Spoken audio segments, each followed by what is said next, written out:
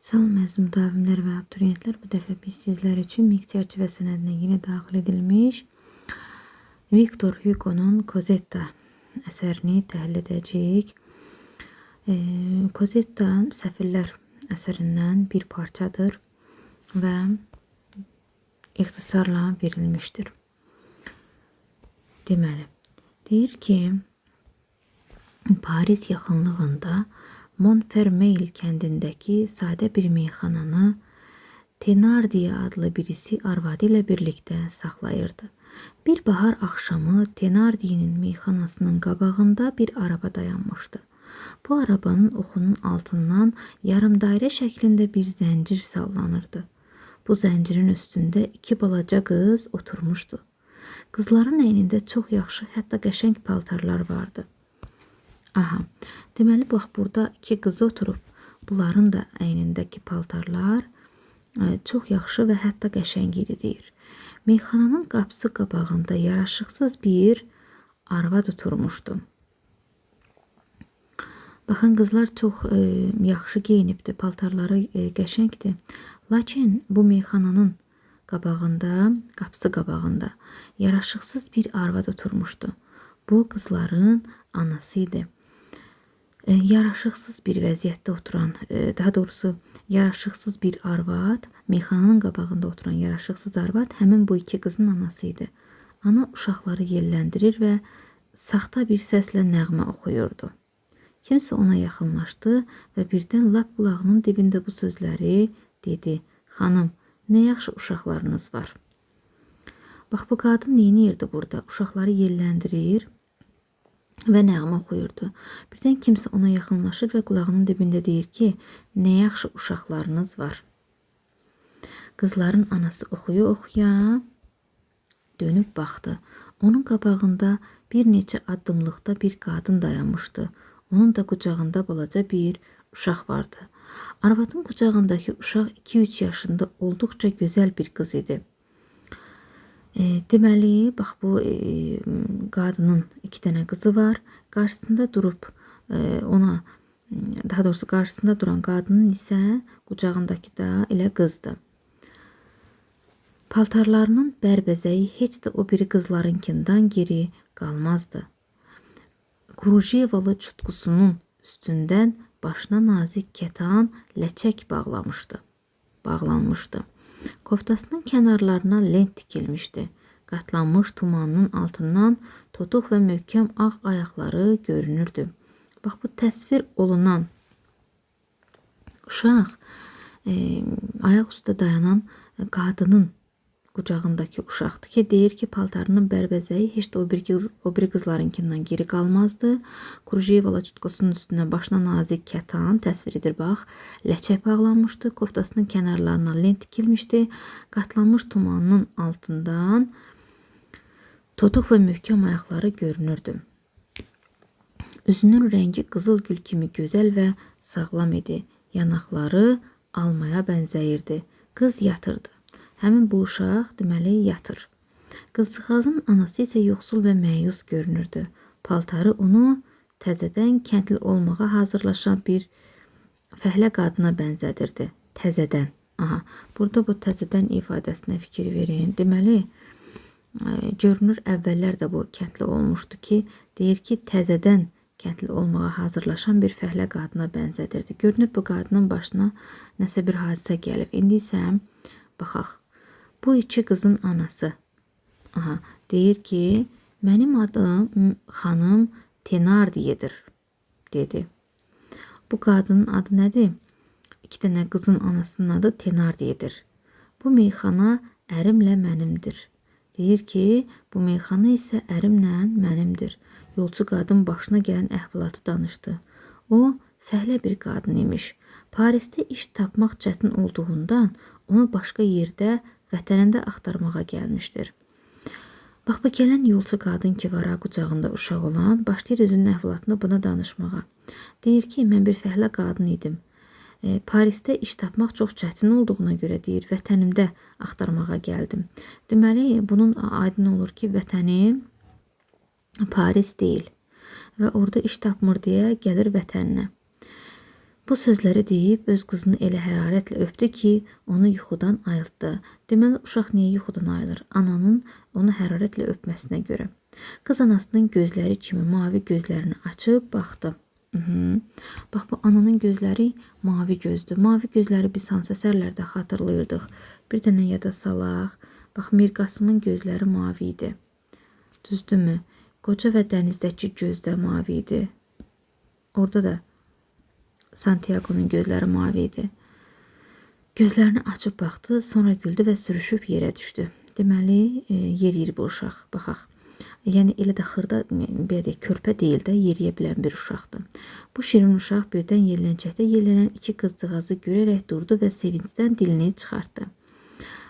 Deməli, baxır ki, yelləncəkdə iki dənə qız yellənir və sevincindən dilini çıxardır onlara qarşı. Tenardiya ana qızları yelləncəkdən düşürüb uşaqlara deyir ki, üçlükdə oynayın, yəni üçünüz də bir oynayın. Qadınlar söhbətlərinə davam edirdilər. Deməli, deyir, qızınızın adı nədir? Qızınızın dediyinə görə deməli bunu deyən Tenardiyadır. Qarşı tərəfə deyir, yəni onun bir dənə qızı var idi də ona görə. Deməli, o da cavab verir. Kozetta. Deməli, bu Kozetta bu iki dənə qızdan biri deyil ha. Bura gələn kasıb qiyafəsində olan qadının qızıdır. Kozetta. Tenardiya ana deyir. Baxın, uşaqlar bir-birinə nətiz alışır. Kənardan baxan bunları üç bacı zənn edər. Deyir, baxın necə də bir-birinə tez öyrəndilər. Bunu deyən Tenardiyadır. Deyir ki, onları kənardan baxan elə bilər ki, üç dənə uşaqdılar. Baxın, burada Tenardiya budur. İki dənə qız onundur.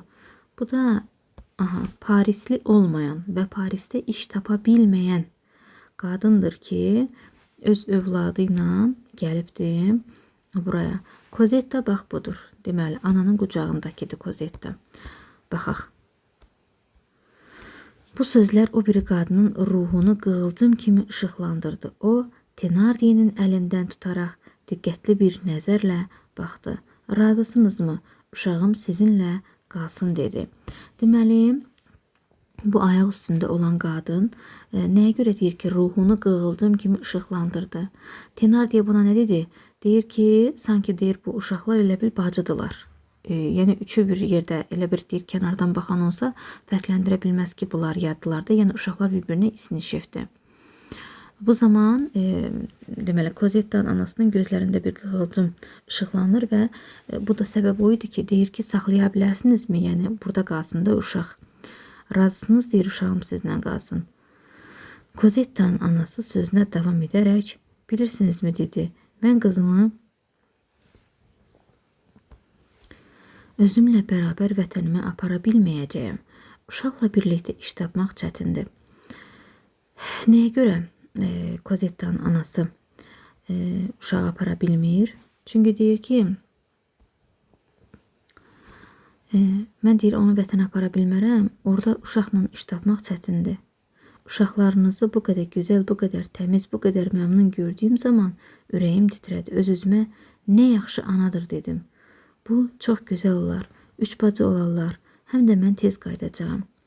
Kozetta'nı deməli deyir ki, sizə vermək istəyirəm ki, gedim orada iş tapa bilim. Axı orada uşaqla iş tapmaq çox çətindir deyir. Və deyir ki, bu çox gözəl olar. Burada üç bacı olarlar. Və eyni zamanda Kozetta anası bildirir ki, tez qayıdacaq. Xanım Tenardiya deyir, fikirləşmək lazımdır. Deməli, birdən-birə qərar vermir, bax, diqqətli olun. Deyir ki, fikirləşmək lazımdır. Bunun üçün Kozetta'nın anası deyir ki, ayda 6 frank verə bilərəm. Pul təklif edir ona ki, mən sənə 6 frank verəcəm, deyir. Bu zaman meyxananın içindən bir kişi səsi eşidildi. 7 frankdan aşağı olmaz. Deməli, razılıq fikrini bildirən kişi olur.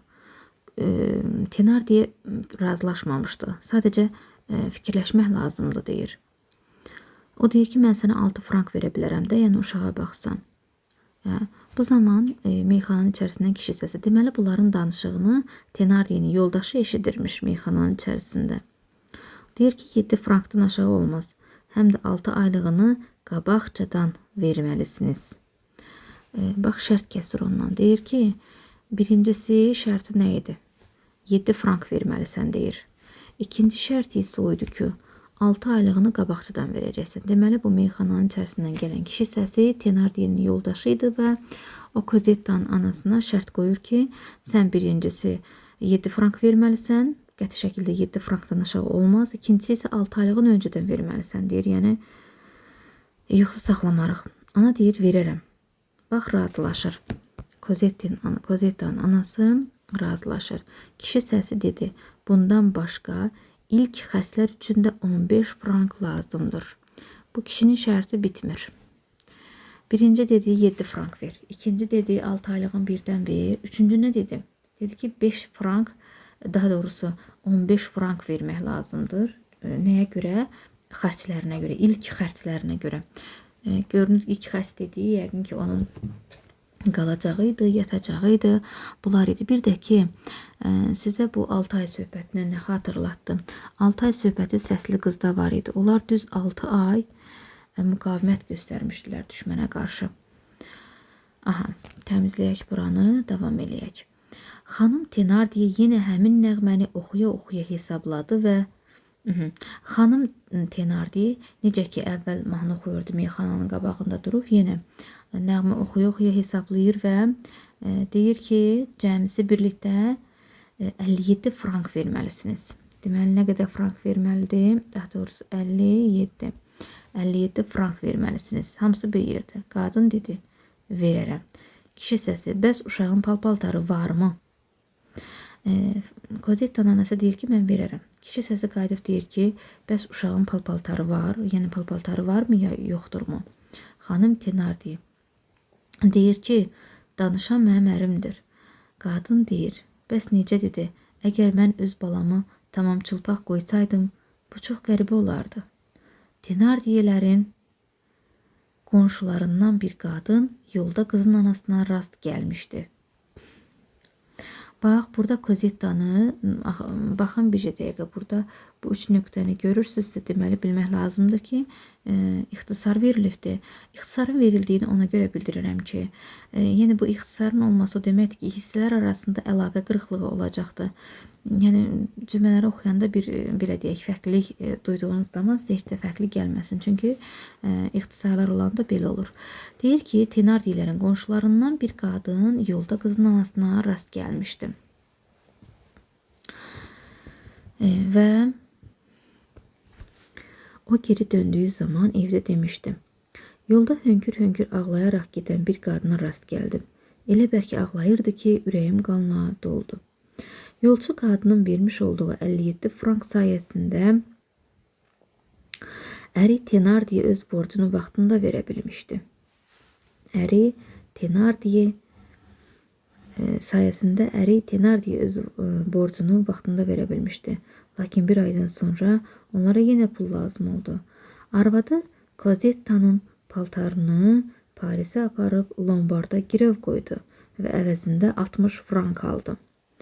Bax, deməli, bax, bu gedən Cosette'nin anası, yəni yolçu qadın deyəndə çaşmayın.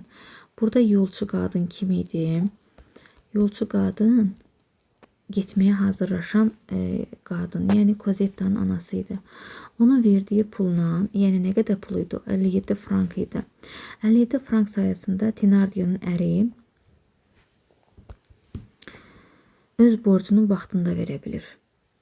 Lakin bir aydan sonra yenə onlara pul lazım olur. Bu zaman nə edirlər bəs onlar? Bu zaman onlar artıq Cosette'nin paltarlarını aparırlar Parisə. Lombard. Lombard bilirik də girov qoyulan malların olduğu yerdir. Lombarda girov qoydu və əvəzində nə qədər alır? 60 frank alır. Bu pullar da qurtardıqdan sonra Tenardielər Cosette'yə güya rəhimləri gəldiyi üçün evlərində saxladıqları yoxsul bir qız nəzəri ilə baxdılar və onunla elə beləcə də rəftar etməyə başladılar. Artıq deməli bunların pulları qutarır, güya rəhimləri gəldiyinə görə evlərində saxlayırlar və ona necə münasibət bəsləyirlər, yoxsul bir qız nəzəri ilə baxırlar və onunla elə beləcə də rəftar eləməyə başlayırlar. Artıq qızın heç bir paltarı olmadığından onu balaca Tenardielerin köhnə paltarları ilə, yəni cırcındırla giyindirməyə başlamışdılar. Artıq bu Kozittanın heç bir paltarı yoxdur. Paltarlar hara getdi? Lombarda getdi və onun heç bir paltarı qalmamışdı. Əyninə geyindirdikləri isə Tenardiyelərin köhnə paltarları ilə. Yəni cırcındır geyindirirlər bunun əyninə. Kozittanın anası Montreal'də yerləşərək hər ay məktub yazır. Tenardiyələr isə həmişə bir söz yazırdılar. Kozitta özünü lap yaxşı hiss edir. Ana, deməli, Kozittanın anası gedib harada yerləşdi? Montreal'də. Və hər ayda məktub yazır. Baxın, burada da əməli yazı nümunəsi var. Məktubu gördünüzmü? Hər ay məktub yazır.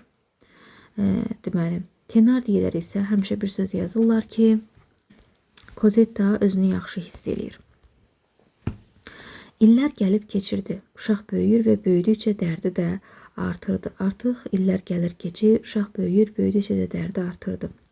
Hələ Kozitta balaca ikən yalnız 2 uşağın əziyyətini çəkirdi. Lakin 5 yaşına çatan kimi bütün ev qulluqçusu oldu. Artıq deməli, Kozitta balaca olanda 2 uşağın əziyyətini çəkirdi, yəni bu 2 bacının. Lakin böyüyəndən sonra 5 yaşına çatan kimi bütün evin qulluqçusu oldu. Artıq böyüyür və böyüyəndən sonra evdə qulluqçu kimi artıq deməli ona qulluqçu kimi yanaşırlar, bütün evin qulluqçusu olur. Bayram qabağı bir neçə arabaçı ilə səyyar alverçilər. Bax, bu bayram qabağı söhbətini biz hansı əsərlərdə gördük. Deməli, bayram qabağı yadınızda qalsın ki, var idi Firudunda. Ana bayramdan qabaq evi töymüşdü çölə. Daha doğrusu töyməmişdi. Evin çölünü boyuyurdu. İçərisini yəni boyuyurdu. Bir də suvamaq söhbəti Heydər babaya salamda var idi.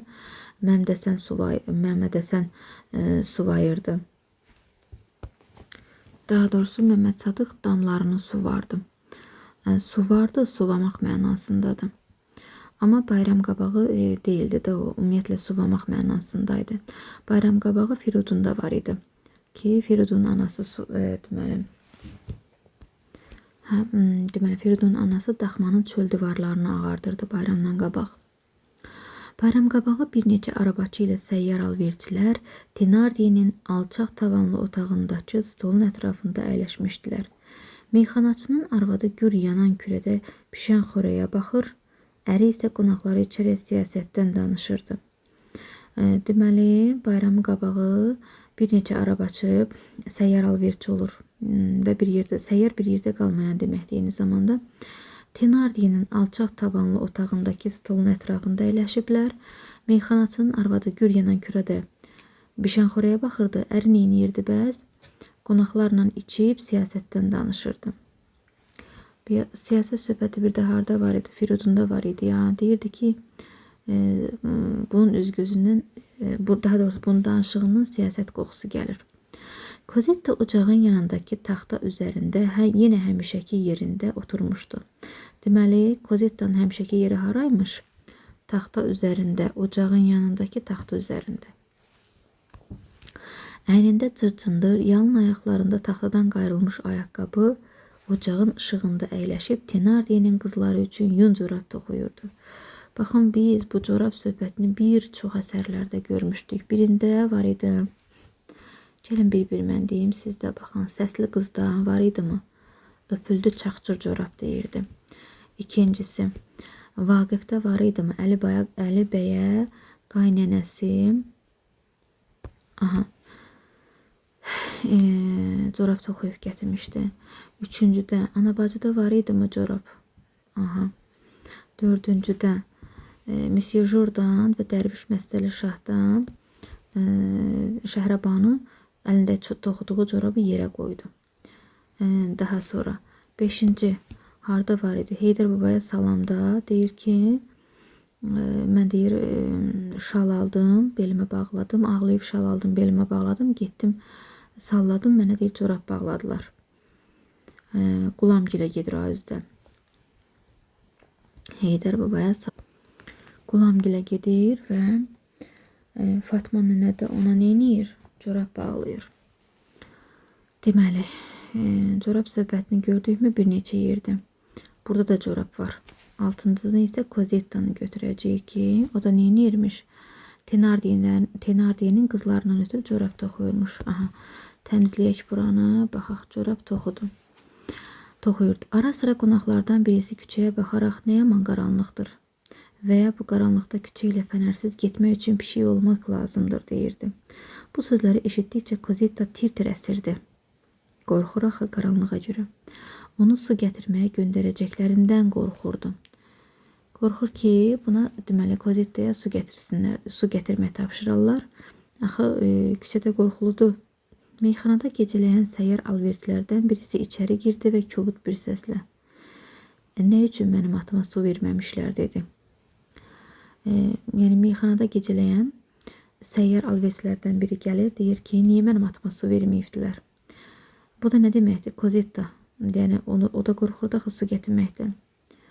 Tenardiye xanım küçə qapısını geniş açaraq qorxudan büzüşmüş qızcığaza deyir ki, get su gətir. Aha. Cəld ol. Cosetta'nın götürdüyü boş vidra az qala özündən böyük idi.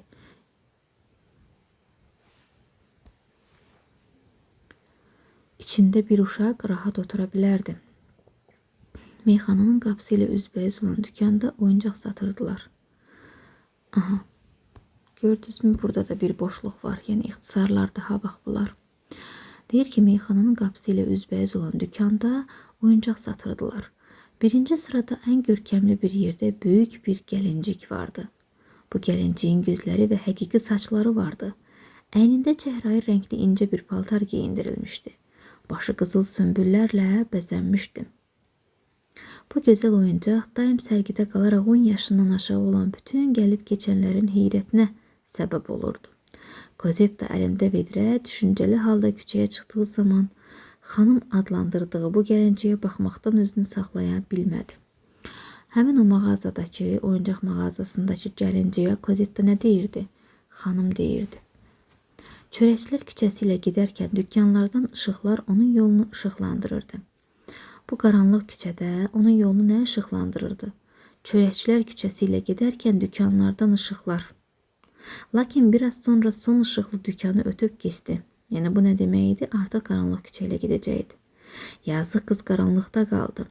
Ürəyini bir qorxu bürüdü. Buna görə yeriyə var qüvvəsi ilə vedrəni yellədirdi. Vedrə səsləndikcə balaca qız da biraz ürəklənirdi. Küçə qaranlıqdı. Özü də yeriyə də vedrəni deməli vedrəni yellədir ki, səsi gəlsin və səsi gələndə də özü də ürəklənir. Sonuncu evin tinini döndükdə Cosetta dayandı. Bu son evdən o yana yol getmək ona qeyri-mümkün görünürdü. Qızın qarşısında qaranlıq və işsiz bir çöl uzanırdı. O qorxu ilə bu yola baxırdı. Burada insanlar yox idi, burada vəhşi heyvanlar ola bilərdi. Cosetta qorxur ki, daha bu evdən sonra, yəni ümumiyyətlə burada insanlar yoxdur, vəhşi heyvanlar ola bilər. Qorxu ona cəsarət verdi. Geri qayıtdı. Öz-özünə dedi. Nə olsun? Ona deyərəm ki, bulaqda su yoxdur. Bax, bəzən deyirlər, qorxudan insan o qədər qorxur ki, artıq qorxudan qorxusuzluq yaranır. Cosetta bir növ bax bu vəziyyət, Cosetta da bir növ bu vəziyyət yaranmışdı. Və qorxur deyə artıq cəsarətlənir. Qorxu ona cəsarət verir və öz-özünə fikirləşir ki, mən nə olsun, gedib deyərəm ki, bulaqda su yox idi. Özü üçün hansı bəhanə deyək də, belə deyək, geri qayıtmaq üçün, geri qayıtmaqdan ötürü özü üçün hansı əsas belə deyək, hansı nəticəni hasil etmişdi, yəni nə fikirləşirdi? Deyirdi ki, mən deyərəm ki, su yoxdur. Özü üçün nəyi düzgün bilir ki, gedib deyəcəm, deyir ki, su yoxdur. Lakin 100 addım belə atmamış Cosetta dayandı. Lakin gedir, 100 addım belə atmamış dayanır və indi gözlərinə Tenardiye qarı göründü. Və indi gözlərinə bu qadın görünür. Mənfur və dəhşətli qarı kaftar kimi ağzını ayırmışdı. Aha. Kaftar nə demək idi? Belə deyək də, öl əti yeyən bir şey, heyvan mənasında. Dəhşətli qarı kaftar kimi ağzını ayırmışdı. Gözləri hiddətdən parıldayırdı. Qızcığaz aciz bir halda ətrafına boylandı. Nə etsin, haraya gitsin? Qabaqda Thenardier qarının kabusu, arxada isə qaranlığın və meşələrin bütün cinləri dururdu. Lakin Thenardier qarı daha qorxunc idi. O, hətta heyvanlardan belə qorxmur, Thenardierdən qorxurdu. Cosette onun qabağında geri çəkildi. Qızcığaz yenə bulağa doğru yürüməyə başladı. Deməli, gedir, qorxur küçənin tinindən, sonra görür artıq ev yoxdur. Fikirləşir ki, mən deyir, gedərəm deyərəm su yoxdur. Amma biraz getmiş, qadın gözlərini qabana gəlir, Thenardier. Hətta vəhşi heyvanlardan belə qorxmur ki, ondan qorxur. Ona görə təzədən geri qayıdır. Geri qayıtmanın səbəbi Thenardier'ə olan qorxusuydu. Onun, belə deyək, xəyalının gözünün qabağında canlanmasıydı və ona görə də geriyə təzədən qayıdır bulağa. O ağlamağını güclə saxlayaraq yürürdü. Qəribə işdi, o bu yolu azmadı. Nəhayət bulağa çatdı. Ağlaya-ağlaya gedir bulağa çatır. Çox qaranlıq idi, lakin o bu bulağa su dalınca gəlməyə adət etmişdi. Yəni adət halını almışdı. Qaranlıqda sol əli ilə bulağın üstünə doğru əyilən cavan palıd ağacının budağından yapışdı və deməli qaranlıqdan baxaq burada deyir ki, bulağın üstünə əyilən ağac nə ağacdır? Palıd ağacıdır. Baxın, deməli sizə bir də bir şey deyim. Deməli Heydər babaya salamda ocaqda yanan ağaçların növünə qədər var idi. Həmin ağaçların adı nə idi bəs? Şəbcərə, girdəkan və iydə ağacları idi. Şəbcərə, girdəkan, bir də nə idi? İydə ağacı idi. Aha. Buradakı nə ağacıdır bəs? Palıd ağacıdır. Aha. Doğru əyilən palıd ağacının budağından yapışdı, bulağa tərəf əyildi və vedrəni suyun içine saldı. Qız dolu vedrəni çəkib otun üstünə qoydu. Ancaq indi taqətdən düşdüyünü hiss elədi. Başa düşür ki, artıq yorulubdu. Dolu vedrəni aparmaq onun üçün çox çətin idi. Qızcığaz hərdən bir dayanır və hər dəfə dayandıqca buz kimi su vedrənin kənarından axaraq onun yalın ayaqları üzərinə tökülürdü. Qızın 8 yaşı vardı. Görürsünüz bu 8 rəqəmini. 8 yaşında məktəbə gedən kim idi bəs? Nurəddindir, yadınızda qalsın. 8 yaşında bu məktəbə gedib, 9 yaşında isə Əmraslan gedibdi. Aha. Baxaq. Təmizləyək və davam edək. Cosette birdən vedrənin yüngülləşdiyini hiss etdi. Birdən başa düşür ki, vedrə yüngülləşdi. Böyük bir əl qulpdan yapışıb vedrəni yuxarı qaldırdı. Burada da təsviri var, baxın. Kömək edən şəxs budur. Qız başını arxaya əyib baxdı. Qaranlıqda uca boylu qara bir kölgənin onunla yan-yana yeridiyini gördü. Bu adam heç bir söz demədən vedrəni onun əlindən aldı. Bax, danışmadan alır. Nə istəmir, nə də istənilən hər hansı bir sözü demir. Sadəcə vedrəni onun əlindən aldı. Cosette qorxmadan... Cosette qorxmadı. Qorxmur Cosette. Yolçu onunla danışmağa başlayır. Heç nə demədən vedrəni alsa da, lakin sonradan danışmağa başlayır. Onun səsi sakit və ciddi idi. Bala, bu yük sənin üçün çox ağırdır. Cosette başını qaldırıb, bəli cənab dedi. Balaca, sənin neçə yaşın var? 8 yaşındayım cənab. Cosette'nin yaşını eyni zamanda həm özünün dilindən eşidirik, həm də ki, baxın yuxarıdan müəllifin dilindən verilmişdi. Aha. Deməli, deyir ki, 8 yaşım var. Həmin şəxs bundan soruşur, haradan gəlirsən? Meşədəki bulaqdan. Yolun çox uzaqdır, hələ 15 dəqiqəlik yolun var. Yolçu biraz sükut etdikdən sonra birdən soruşdu. Deməli, sənin anan yoxdur. Aha, buna sual verir, deyir, sənin anan yoxdur. Cosette cavab verir ki, bilmirəm. Deyə uşaq cavab verdi və astadan əlavə etdi. Mənə elə gəlir ki, anam yoxdur. Hamının anası var, amma mənim anam yoxdur. Deyir ki, mən fikirləşirəm ki, hamının anası var, amma mənim anam yoxdur. Biraz susduqdan sonra yenə davam etdi. Yəqin mənim heç vaxt anam olmamışdır. Deməli, Cosette buradan da məlum olur ki, anası barəsində məlumatsızdır. Gəlin baxaq. Yolçu dayandı. Vedrəni yerə qoydu. Uşağa tərəf əyilib çiyinlərindən tutdu, diqqətlə üzünə baxdı. Qaranlıqda sanki onu tanımaq istəyirdi. Nəyə görə uşağın üzünə baxır? Onu tanımaq istəyir ona görə. Kozetta'nın arıq və zavallı üzü gün ağamtıl boz ışığında tutqun bir şəkildə görünürdü. Sənin adın nədir? Kozetta. Yolçu elektrik vurmuş kimi diksindi. O yenə qızın üzünə baxdı. Əllərini Kozetta'nın çiyinlərindən götürərək vedrəni qaldırdı və addımladı. Burada elektrik vurmuş kimi diksinir. Gəlin baxaq indi irəliləyən zamanda görəcəyik ki, niyə diksinib. O yenə qızın üzünə baxdı, əllərini Kozetta'nın çiyinlərindən götürərək vedrəni qaldırdı və addımladı. Birazdan sonra yenə soruşdu. Bəs səni bu gecə vaxtı su üçün meşəyə kim göndərib? Ancaq bu gələn yolçu bunu sorğu-sual eləyir. Adın nədir? Anan yoxdur. Və nəyə görə sən deyir buraya göndəribdilər? Tenardiya xanım. Deyir ki, səni bu gecə vaxtı kim göndərib? O da qayıdıb deyir ki, Tenardiya xanım. Yolçu soyuqqanlıqla danışmağa çalışsa da səsində nədənsə qəribə bir titrəyiş vardı. Bir neçə dəqiqə keçdi, yolçu yenə dilləndi. Məgər Tenardiya xanımın qulluqçusu yoxdur? Deyir ki, onun qulluqçusu yoxdur. Yox cənab, elə tək sənsən. Bəli cənab, yenə susdular. Sonra Kozetta dedi. Onun 2 balaca qızı da var. Deyir, onun 2 dənə də balaca qızı var. Hansı balaca qızlar? Aha, baxan qızların adını biz hansı məqamda gördük? Qızların adını bu deməli ucaboy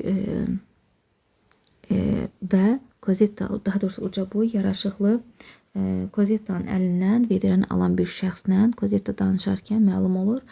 O ancaq Kozetta'nı sorğu-sual edirdi və Kozetta deyir ki, onun 2 dənə balaca qızı var. Deyir, hansı qızlar? Deyir ki, Polina və Zelma. Qızın birinin adı Polinadır, ikincinin adı Zelmadır. Bir də ki, bu məqama qədər biz bu qızların adını görməmişdik hələ ki. Baxaq.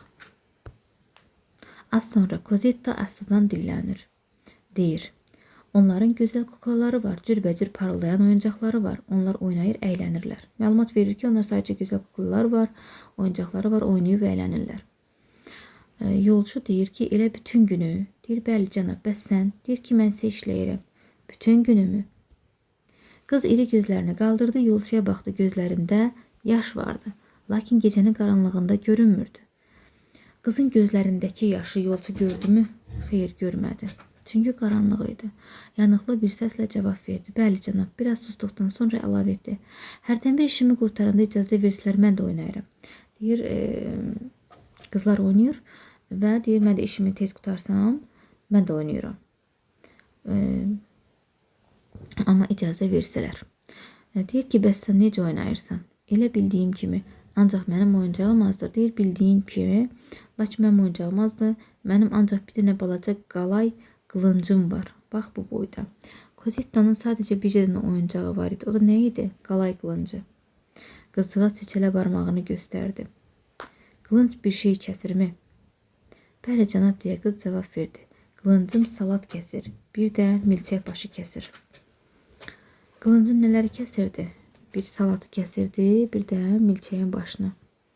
Tenardiya xanım əlində şam qapının ağzında göründü. Vay səni yaramaz, bu vaxta qədər haradaydın? Danlayır bunu ki, haradaydın bu vaxta qədər? Kozetta qorxusundan titrəyərək, xanım, bu ağa gecəni sizdə qalmaq istəyir deyə bildi. Deyir ki, xanım, bu ağa gecəni sizdə qalmaq istəyir. Girin ağa, dedi.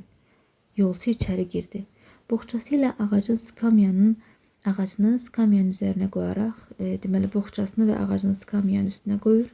Stolun yanında əyləşir. Kozetta tez stolun üstünə bir butulka şərab və bir stəkan qoyur. Yan qapı açıldı. Eponina və Azilma içəri girdilər. Aha. Doğrudan da ikisi də qəşəng qızlar idi. Qızlar gedib oyuncağın yanında oturdular. Əllərində bir gəlincik var idi. Gəlinciyi o yan bu yana darta-darta gülüşüb oynayırdılar. Ara sıra Kozetta işindən ayrılaraq məyus nəzərlə qızlara baxırdı. Birdən Kozetta dönüb döşəmənin üzərində Tenardiya qızlarının unutmuş olduqları gəlinciyi gördü. Kiçik qızların başları pişiklə məşğul olduğundan gəlinciklərini mətbəx stolunun altına atmışdılar. Kozetta isə baxan yox idi. Bir dəqiqə belə vaxt itirmək olmazdı. Stolun altından çıxaraq bir daha baxıb kimsənin onu görmədiyini yəqin etdikdən sonra Dizin gəlinciyə tərəf süründü. Onu əlinə götürdü. Başı oynamağa qarışdı. Onun bu hərəkətini yolcudan başqa bir kimsə görmədi. Deməli, bu balaca qızların diqqəti pişikdədir deyə Kozetta bir anlıq da olsa oyunların oyuncağını götürür, baxır, oynayır. Bunu isə yolcu görür. Qızın sevinci 15 dəqiqəyə qədər sürdü. Deməli, 15 dəqiqə qız sevinir. Qızlar çaşıb qaldılar. Kozetta onların gəlinciyini götürməyə cəsarət etmişdi. Eponina anasının yanına gəldi və tumandan çəkməyə başladı. Deyir ki, ana baxsana deyib barmağı ilə Kozettanı göstərdi. Kozetta xanımların oyuncağını götürməyə cəsarət etmişdi. Çünki axı bu Kozetta burada sadəcə xidmətçi kimi idi bunlar üçün. Qadın hiddətindən xırıldayan bir səslə qışqırır. Kozetta. Bağırır Kozettanın üstünə. Kozetta vurulmuş kimi birdən titrədi. Qadına tərəf döndü. O gəlinciyi götürdü, pərəstiş və ehtiyatla yavaşca yerə qoydu. Özünü saxlaya bilmədi. Hönkür-hönkür ağlamağa başladı. Burada başlayır artıq ağlamağa. Yolcu qapıya tərəf yönəldi. Qapını açdı, küçəyə çıxdı. Qadın qonağın getməsindən fürsət taparaq Kozettaya bir təpik vurdu. Gördükmü artıq Kozettanın döyüldüyünü də. Bu məqama qədər Kozettanın döyüldüyünü biz görmürdük. Burada isə artıq görürük ki, Kozetta döyülür. Qız acı-acı ağladı. Qapı açıldı, yolcu göründü. Əlində biraz yuxarıda bəhs etdiyimiz və bütün kənd uşaqlarının nəzərini cəlb edən gözəl gəlincik vardı. Deməli, Kozetta gedərkən bu gəlinciyi həsəd aparırdı, baxıb həsəd aparırdı. Gəlinciyi Kozettanın qabağına qoyaraq, al bu da sənin dedi. Al bunu, bu da sənin deyir. Kozetta gözlərini qaldırdı. Yolcunun əlində gəlincik ona tərəf gəldiyini gördü. Gözlərini oyuncağa dikdi, lakin biraz sonra yavaş-yavaş geri çəkilib divarın yanındakı stolun altına soxuldu. Tenardiya xanım və qızları büt kimi donub qalmışdılar. Tenardiya xanım daşa dönüb gah gəlinciyə, gah da yolcuya mat-mat baxırdı. O səsini yumşaltmağa çalışaraq. Yaxşı Kozetta, gəlinciyi nə üçün almırsan dedi.